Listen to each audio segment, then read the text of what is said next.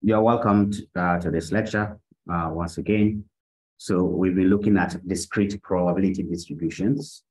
So in this lecture, we're going to look at the mean, the variance, standard, and standard deviation, as well as expectation for a discrete probability distribution. Okay, that is the plan for this lecture. So the mean, the variance, and standard deviation for a probability distribution are computed in a different way from what you are used to, all right? So if you are given a sample, for example, a sample of numbers, and you want to find the mean, you just add the numbers up and divide by the total number of elements. That gives you the mean. That is when you have a sample data. Or if you have a population, population means that you are taking every member, right, in your data sets. All right. So if it's Ghana, instead of sampling, people from, let's say, Accra and the different regions, you're going to say everybody in Ghana is going to be sampled, and that will give you a population, right? Okay, that's going to give you the parameter, the mean here. But if you're taking a sample, then you have a statistic, all right, which is computed as this for the population, similar to that. And here is the total number of samples, the sample size, if you like. And then here is the size of your population. So this is easy. You've seen this before already. You've come across how to calculate the mean. The mean of the variance is different. All right, we are not going to use this to compute the mean of probability distribution. I'll show you how we do that. So this is not the same as what you are used to. Okay. So before we do that, you think about it a little bit. So how would you compute the mean of a discrete random variable? Okay. So, for example, how do you compute the mean of the number of spots that show up on top? This is when a die is rolled. So when you roll a die, you have numbers, from 1 to 6. How do you compute the mean? You just add up and divide by 6. That will not give you that, right? Do we need to roll it 10 times or 50 times or 100 times? Okay. Now, the more times you roll it, of course, the better your approximation is going to be, okay? Which means that you have to roll the die an infinite number of times to get a good approximation. But you know that that is not possible. You can't roll the die an infinite number of times. That is why we cannot use these formulas, because n here will be infinite. Okay, and this will basically go to 0, right? As n becomes infinite, or this becomes infinite. All right, so you have to do it an infinite number of times to get an approximation. Because of that, we can't use this to compute the mean for a discrete random variable. Okay, so how do we do that? The way you compute the mean for a random variable is given by this. You take each outcome and multiply by its corresponding probability, all right, and then add all of them up. So we'll take outcome x1 and multiply by its probability. I take x2 multiply by its probability plus, up to the nth outcome and multiply by its corresponding probability. Okay, you can shorten it like this. Okay. So that is how you compute the mean. So this is important. We'll see examples of that. So find the mean. It's an example of the number of spots that appear when a die.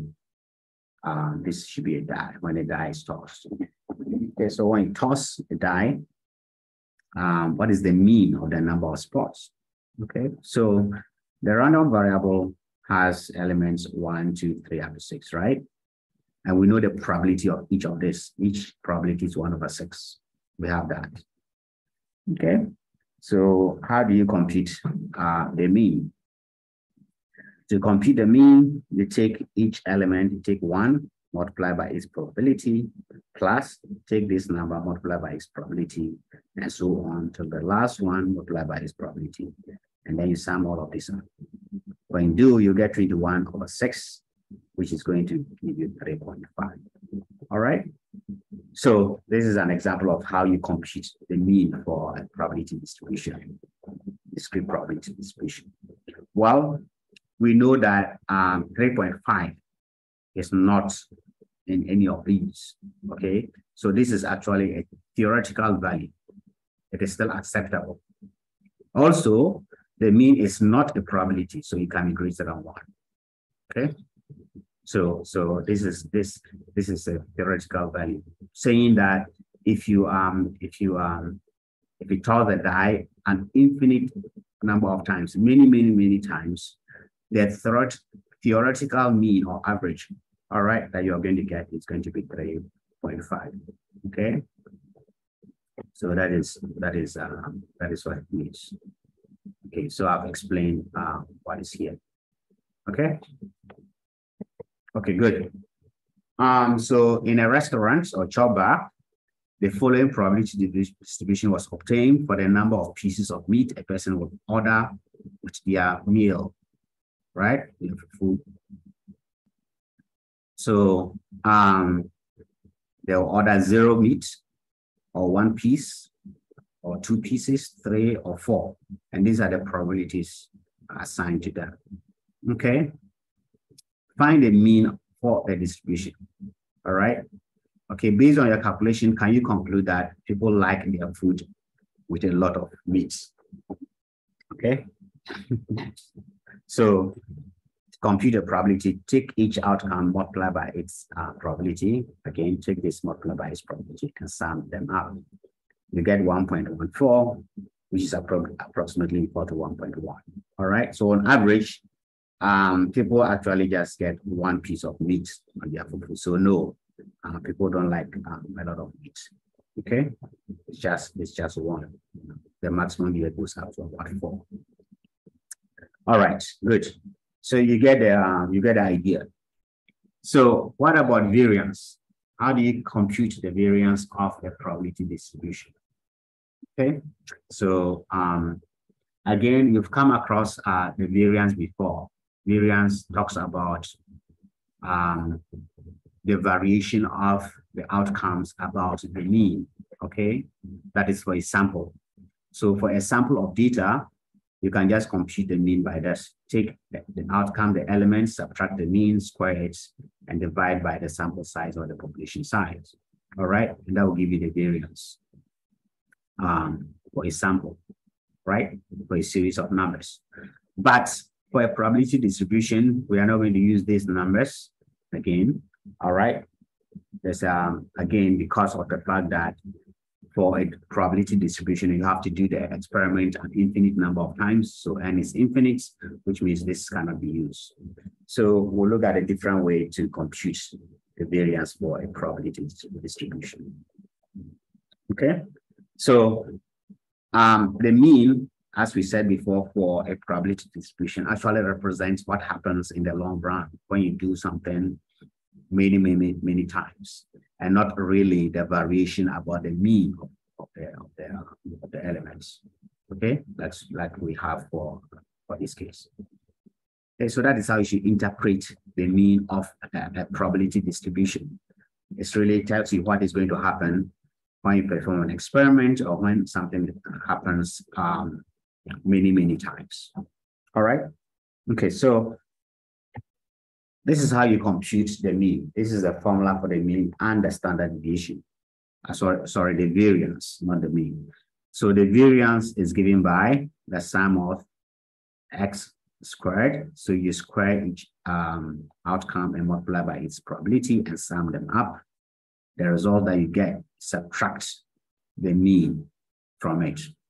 We already saw how to compute the mean for a probability distribution. So you use that approach to compute the mean, and then square it, and then you subtract it from this summation.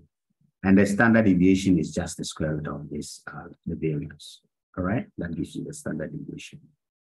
Okay, good. So let's look at some examples. we've seen this example already. We computed the mean for this probability distribution. Now we want to compute the variance and standard deviation. Since we already know the mean, it's easy.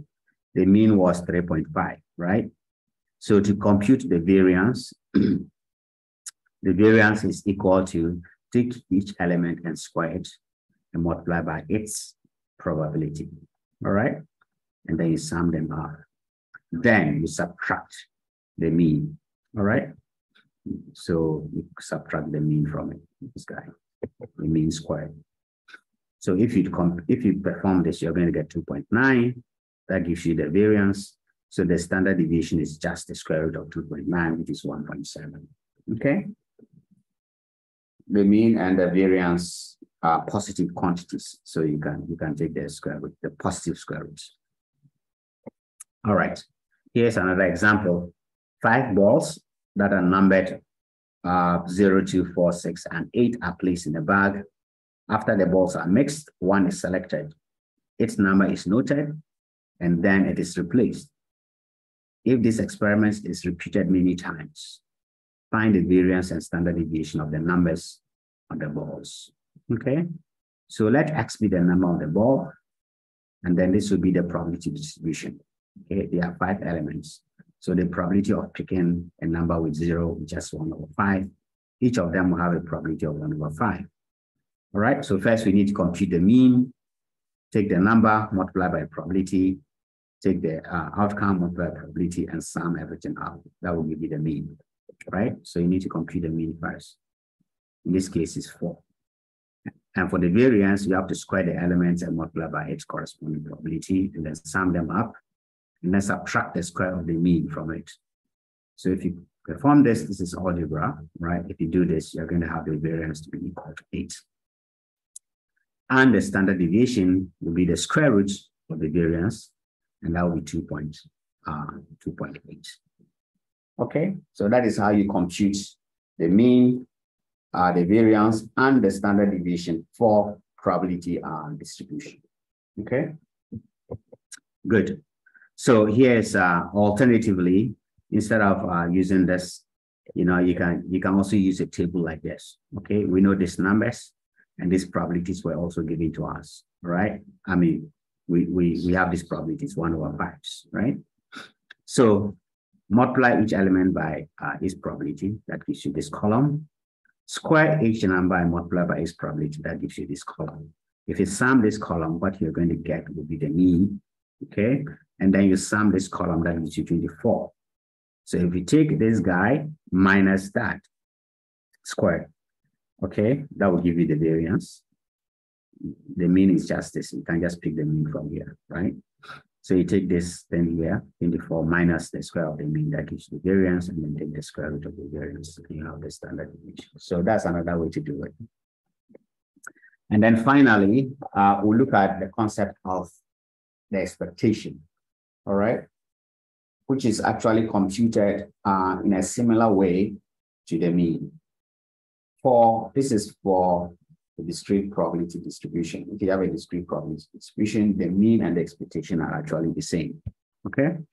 Expectation is also called the expected value, or if you like, the theoretical mean, right? So the expected value is the theoretical mean. And so you compute it, the sum is represented by EX, say EX. X is your random variable, okay?